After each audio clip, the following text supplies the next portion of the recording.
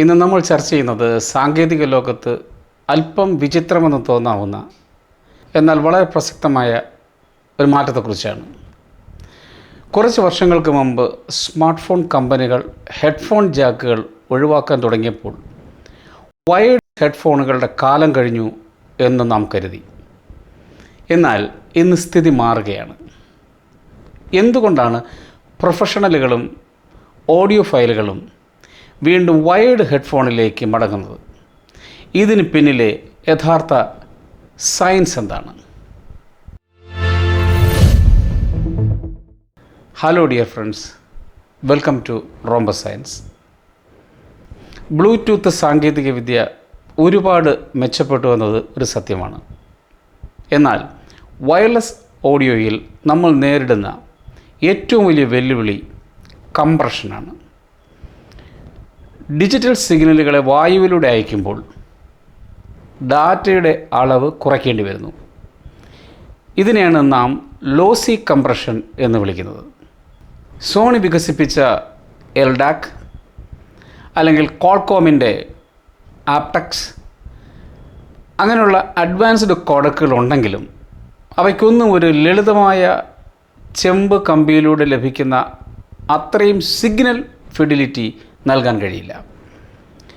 ബ്ലൂടൂത്തിലൂടെ data അയക്കുമ്പോൾ band width പരിമിതികളുള്ളതിനാൽ audio ഫയലിനെ compress ചെയ്യേണ്ടി വരുന്നു. ഇതിനെയാണ് നാം ലോസി കംപ്രഷൻ എന്ന് വിളിക്കുന്നത്. എന്നാൽ വയർഡ് കണക്ഷനിൽ ഇത്തരം കംപ്രഷൻ്റെ ആവശ്യമില്ലാത്തതിനാൽ സ്റ്റുഡിയോയിൽ റെക്കോർഡ് ചെയ്ത അതേ ഗുണനിലവാരത്തിൽ, അതായത് ലോസ്ലെസ്സായി ശബ്ദം നമ്മുടെ ചെവിയിലെത്തുന്നു. ഒരു 16 ബിറ്റ് CD ക്വാളിറ്റി ഓഡിയോയ്ക്ക് ഏകദേശം 1411 kbps വേഗത വേണം. എന്നാൽ മിക്ക ബ്ലൂടൂത്ത് കണക്ഷനുകളും ഇതിലും താഴെയുള്ള ഡാറ്റ റേറ്റിലാണ് പ്രവർത്തിക്കുന്നത്. ഇവിടെയാണ് വയർഡ് ഹെഡ്ഫോണുകൾ വിജയിക്കുന്നത്. ഒരു ഹെഡ്ഫോൺ ഡ്രൈവറിൻ്റെ പ്രവർത്തനം പരിശോധിച്ചാൽ ഔട്ട്പുട്ട് എന്നത് എത്രത്തോളം പവർ കൃത്യമായി അത് സ്വീകരിക്കുന്നു എന്നതിനെ ആശ്രയിച്ചിരിക്കും. വയർലെസ് ഇയർബഡിനുള്ളിൽ ചെറിയൊരു ബാറ്ററി, ഒരു ബ്ലൂടൂത്ത് റിസീവർ, ഒരു ആംപ്ലിഫയർ, പിന്നെ ഒരു DAC DAC, ഇവ വളരെ ചെറിയ സ്ഥലത്താണ് ഒതുക്കിയിരിക്കുന്നത്. എന്താണ് DAC എന്ന് നിങ്ങൾക്കറിയാം. Digital to analog converter. അതിൻ്റെ ചുരുക്കെഴുത്താണ് DAC. സ്മാർട്ട് ഫോണുകൾ, കമ്പ്യൂട്ടറുകൾ അല്ലെങ്കിൽ CDകൾ പോലുള്ള ഉറവിടങ്ങളിൽ നിന്നുള്ള ഡിജിറ്റൽ ഡാറ്റ അത് സീറോസും ഒന്നും ആയിരിക്കും. അവ ഹെഡ്ഫോണുകൾക്കോ സ്പീക്കറുകൾക്കോ പ്ലേ ചെയ്യാൻ കഴിയുന്ന അനലോഗ് ഇലക്ട്രിക്കൽ സിഗ്നലാക്കി മാറ്റുന്ന സംവിധാനമാണ് DAC. ഒരു DAC ഇല്ലാതെ ഓഡിയോ നിർമ്മിക്കാൻ കഴിയില്ല. കാരണം സ്പീക്കറുകൾ പ്രവർത്തിക്കാൻ തുടർച്ചയായ അനലോഗ് തരംഗങ്ങൾ ആവശ്യമാണ്. ഡിജിറ്റലിൽ നിന്ന് ഇത്തരത്തിലുള്ള അനലോഗ് തരംഗങ്ങളെ സൃഷ്ടിക്കുക എന്നതാണ് DACൻ്റെ ധർമ്മം. സ്വാഭാവികമായും ഇത്തരം DACകളുടെ ഗുണനിലവാരത്തിൽ പരിമിതികളുണ്ടാകും. ഫോണിനുള്ളിൽ തന്നെ ശബ്ദം പ്രോസസ്സ് ചെയ്യാനുള്ള ഇൻബിൽറ്റ് DAC ഉണ്ടെങ്കിലും പ്രൊഫഷണൽ ക്വാളിറ്റി ലഭിക്കാൻ നമ്മളൊരു എക്സ്റ്റേണൽ DAC ഉപയോഗിക്കും. ഇത് ഫോണിനുള്ളിലെ ഇലക്ട്രിക്കൽ നോയ്സിനെ ഒഴിവാക്കാനും കൂടുതൽ പവർഫുള്ളായ അനലോഗ് സിഗ്നൽ നേരിട്ട് ഡ്രൈവറിൽ എത്തിക്കാനും സഹായിക്കുന്നു. നിങ്ങൾ ഒരു വയർഡ് ഹെഡ്ഫോൺ ഉപയോഗിക്കുമ്പോൾ ഫോണിന് പുറത്തുള്ള ഒരു നല്ല എക്സ്റ്റേണൽ DAC ഉപയോഗിക്കാനും അതിലൂടെ അനലോഗ് സിഗ്നലുകളെ യാതൊരു തടസ്സവുമില്ലാതെ ഡ്രൈവറിലേക്ക് എത്തിക്കാനും കഴിയുന്നു. ഇത് ശബ്ദത്തിൻ്റെ ഡൈനാമിക് റേഞ്ച് വർദ്ധിപ്പിക്കുകയും ബേസിലും ട്രിബിളിലും കൂടുതൽ വ്യക്തത നൽകുകയും ചെയ്യും. പ്രത്യേകിച്ച് നിങ്ങൾ ഹൈ റെസൊല്യൂഷൻ ഓഡിയോ പ്ലാറ്റ്ഫോമുകൾ ഉപയോഗിക്കുമ്പോൾ ഈ വ്യത്യാസം വളരെ നന്നായി മനസ്സിലാകും. ബ്ലൂടൂത്ത് ഇയർഫോണുകൾ ചെറുതായതിനാൽ സ്ഥലപരിമിതി മൂലം നല്ല DACകളെ ഉൾക്കൊള്ളിക്കാൻ കമ്പനികൾക്ക് ആകാതെ വരുന്നു. ഇവിടെയും വിന്നർ വയർഡ് ഹെഡ്ഫോണുകളാണ്. ഇത് ഫോണിൽ DACോ അല്ലെങ്കിൽ മെച്ചപ്പെട്ട എക്സ്റ്റേണൽ DACോ ഉപയോഗപ്പെടുത്തുന്നു. പ്ലഗ് ആൻഡ് പ്ലേ ആണ് മറ്റൊരു സൗകര്യം.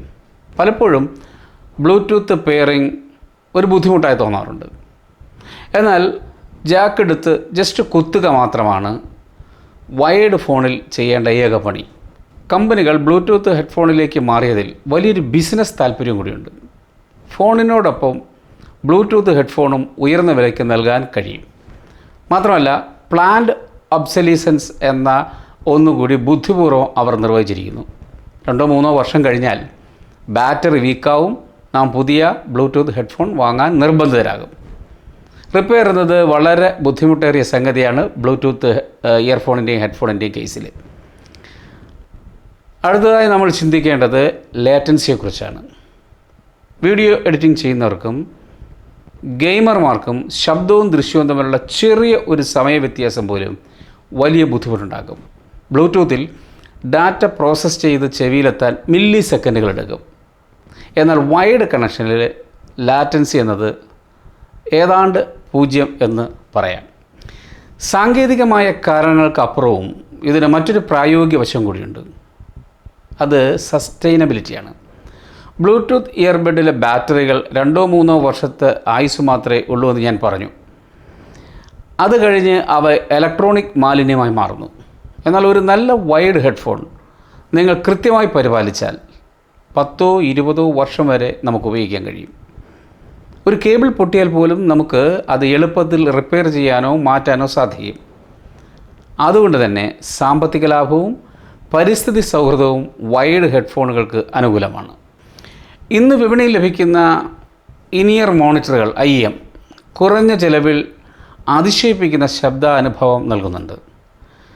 ഒരു തുടക്കക്കാരന് പോലും താങ്ങാവുന്ന വിലയിൽ ലഭിക്കുന്ന KZ അല്ലെങ്കിൽ മോൺഡ്രോപ്പ് എന്നീ ബ്രാൻഡുകളുടെ ഇയർഫോണുകൾ പ്രീമിയം വയർലെസ് ബ്രാൻഡുകളേക്കാൾ മികച്ച ശബ്ദം നൽകുന്നു. ചുരുക്കത്തിൽ സൗകര്യം വേണമെന്നുള്ളവർക്ക് ബ്ലൂടൂത്ത് നല്ലതാണ്. എന്നാൽ ശബ്ദത്തിൻ്റെ ശുദ്ധിയും ദീർഘകാലാടിസ്ഥാനത്തിലുള്ള ഉപയോഗവുമാണ് നിങ്ങളുടെ ലക്ഷ്യമെങ്കിൽ വയേർഡ് ഹെഡ്ഫോണുകൾ തന്നെയാണ് ഇന്നും രാജാവ്. വരും കാലങ്ങളിൽ സ്മാർട്ട് ഫോണുകൾക്കൊപ്പം നമുക്ക് USB DAC ഡോങ്കിളുകൾ അനിവാര്യമായി മാറും. ഇത് ഹെഡ്ഫോണുകളുടെ കാര്യത്തിൽ മാത്രമല്ല, ഇന്ന് ലോകം മുഴുവൻ ഒരു അനലോഗ് റെനൈസൻസ് അല്ലെങ്കിൽ പഴയ സാങ്കേതിക വിദ്യയിലേക്കുള്ള ഒരു തിരിച്ചുപോകലാണ്. വിനൈൽ റെക്കോർഡുകൾ മുതൽ ഫിലിം ക്യാമറകൾ വരെ ഇന്ന് വീണ്ടും ട്രെൻഡി ആകുന്നുണ്ട്. സൗകര്യം അഥവാ കൺവീനിയൻസ് എന്നതിനേക്കാൾ ഗുണനിലവാരത്തിനും അഥവാ ക്വാളിറ്റിക്കും അനുഭവത്തിനും അഥവാ എക്സ്പീരിയൻസിനും മുൻഗണന നൽകുന്നതുകൊണ്ടാണ് ഇത് സംഭവിക്കുന്നത്. ഈ മാറ്റത്തെ നിങ്ങൾ എങ്ങനെ കാണുന്നു എന്നുള്ളത് ദയവായി കമൻറ്റ് ബോക്സിൽ രേഖപ്പെടുത്തുക. ഇത്തരത്തിലുള്ള സയൻസ് ആൻഡ് ടെക് വീഡിയോകൾക്കായി കാത്തിരിക്കുക. അടുത്ത ആഴ്ച വീണ്ടും കാണാം. അതുവരെ വളരെ നന്ദി, നമസ്കാരം, ബൈ.